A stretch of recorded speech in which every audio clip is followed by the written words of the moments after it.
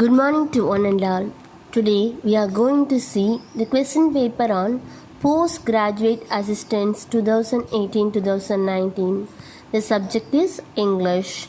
Now the exam date which is conducted, that PGTRB exam, is 28/9/2019. Now we will go to the questions. Here I will discuss the question with 4 options and then I give you the answer. It would be highly useful for us to assume what all the questions will be coming there for the future PGTRB. Most probably all the questions which cover the whole syllabus. Now we will go to the question. First question. To boil the chicken and the marrow bones and poultry merchant tart and gaggle, he could roast and seethe the boil and fry, make and motives and well bake a pie. Poultry merchant tart in the lines given below from the Canterbury Tales seems to have. I read the question again. To boil the chicken and the marrow bones and the poultry merchant tart and gaggle, he could roast and seethe and boil and fry, make an oats and will bake a pie. Poultry merchant tart in the lines are given above from the Canterbury Tales seems to have. The options are a root of the sweet cypress. A root of a sweet cypress. Second answer, strong seasoning. Third one, soup. And then the fourth D answer is medieval curry powder. Here poultry merchant tart is the answer is medieval curry powder. And then the second question is, herewith she poured out of a filthy mouth a flood of poison horrible and black, full of great lumps of flesh and coggets raw. Spencer in the lines from Fairy Queen given above describes the resistance of. I read the line again. Therewith thus poured out of a filthy mouth a flood of poison horrible and black, full of great lumps of flesh and goggets saw. Spencer in the lines from Fairy Queen given above describes the resistance of. That is, the 4 options are Lothy Frogs. The Lothy Frogs. Second one, the Wicked Enchantress. The Wicked Enchantress. The C answer is the Evil Dragon. The C answer is Evil Dragon. And then the 4th option D is the Red Cross Knight. Now the Fairy Queen. These lines are from the Evil Dragon. And then the third question, which one of the following characters does the expression the insidious killjoy Puritan match? Which one of the following characters does the expression the insidious killjoy Puritan match? The options are A. Dapper, and then B. Abel Draga, and then B is Abel Draga, and C is Sir Epicure Mammon, and C is Epicure Mammon, and D is Ananias, and D is Ananias. The answer is D. The question, which one of the following characters does the expression the insidious killjoy Puritan? Here the insidious killjoy Puritan is Ananias. And then the 4th question is, be a physician fastest, heap up gold and be eternized for some wondrous cure. In the line given above, Faustus is thinking of the profit to be gained, like Chaucer's dash in Canterbury Tales. Be a physician, Faustus, heap up gold, and be eternized for some wondrous cure. In the lines given above, Faustus is thinking of the profit to be gained, like Chaucer dash in the Canterbury Tales. The answers are A. Miller, B. Monk, C. the wife of Bath, D. the doctor of physic.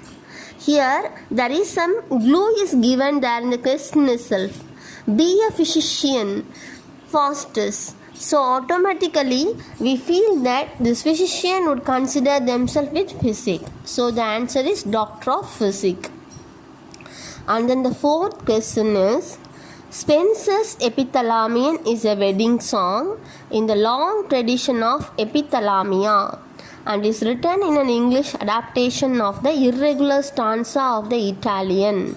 Now they ask what are all the stanza, that is what are all the rhyme they are using here. Irregular stanza. What is the irregular stanza we are used? The first one is terza rima, the second one is octa rima, and third one is canzone, and fourth one is sestina. Terza rima is a rhyming verse stanza that consists of an interlocking 3-line rhyme scheme. Here, terza rima is 3-line rhyme scheme. It was used by the Italian poet Dante in his writing. Okay, please remember terza rima is 3-line poem. Okay, 3-line verse. Ottava rima is that is consisting of 8 lines or 10 or 11 syllables. Rhyming is AB, AB, AB, CC. Here you remember Ottava rima is 8-line stanza. The rhyme scheme is AB, AB, AB, B, that is CC. This is the 8-line. And next one is canzone. It is the medieval Italian lyric style poetry with 5 or 6 stanzas, and a shorter ending stanza is also called that is canzone. It is carpe diem. Most probably this poem is irregular, and its another name is pseudo-pindaric or Cowleyan ode. So canzone is irregular. Sestina, a poem with 6 stanzas of 6 lines, and the final triplet or stanzas having the same 6 words at the line ends in 6 different sequences. Here the 6th line triplet is considered to be the sestina. So the question is, Spenser's Epithalamion is a wedding song in the long tradition of epithalamia and is written in the English adaptation of the irregular stanza of the Italian. So the irregular stanza of Italian is nothing but what? Canzone. Very good. Now we found the answer. That is terza rima is different, octava rima is different, sestina is different. So the irregular stanza is canzone. Now we go to the 6th question. These be they that as the first and most noble sort may justly be termed words. So these are weighted on in the excellent language and best understandings. Sidney describes the dash as West an apology of poetry. Now these are the lines which is taken from Apology of Poetry. Now he called vast as historians, B philosophers, C poets, and fourth, that is D is critics. Now that answer is poets. These be that as the first and most notable sort may justly be termed words. So these are weighted in the excellent language and most understandings. Sidney describes the poets as words in an apology for poetry. Then we move to the 7th question. Forget not yet the great essays, the cruel wrong, the scornful ways, the playfulness second and denies. Whose words are those?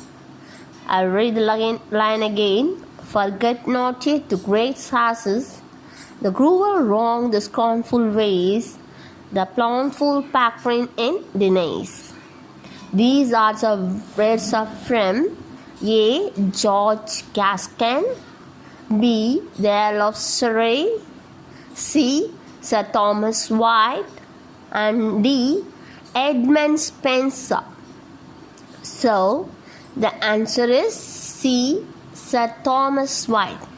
So far in the past 7 questions, we saw that they particularly taken the line from the particular work and they asked whose words are they and what is the meaning in it and which is missing in it. So while we are preparing for PG TRB, instead of reading the mere notes, first of all we have to read the text, not the poem. Otherwise it is difficult for us to understand and answer the questions. So for preparation, we have to just go through the poem lines and understand the meaning, and then you'll be thorough with what subject you are dealing with. Yes, we will go to the next question. The next question is, how many sons did the widow of the ballad of the wife of Usherswell have? How many sons did the widow in the ballad of the wife of Usherswell have? The answers are 1, 2, 3, 4. Option A 1, option B 2, option C 3, and option D 4. The answer is 3. The question is, how many sons did the widow in the ballad of the wife of Usherswell have? The answer is C, that is 3. The 9th question is, the ballad Adam O. Gordon is a terrible story of Gordon attack on the castle of. The questions, options are Sir Patrick Spens, B. The Rhodes, C. Sheriff of Nottingham, D. Mary Hamilton. I read the question again.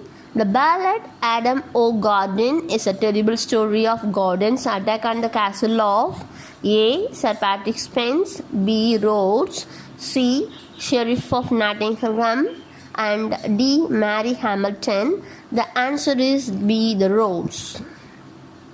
And the 10th question is, in which part of the book of Job does God show himself to the presentation of the panorama of his creation?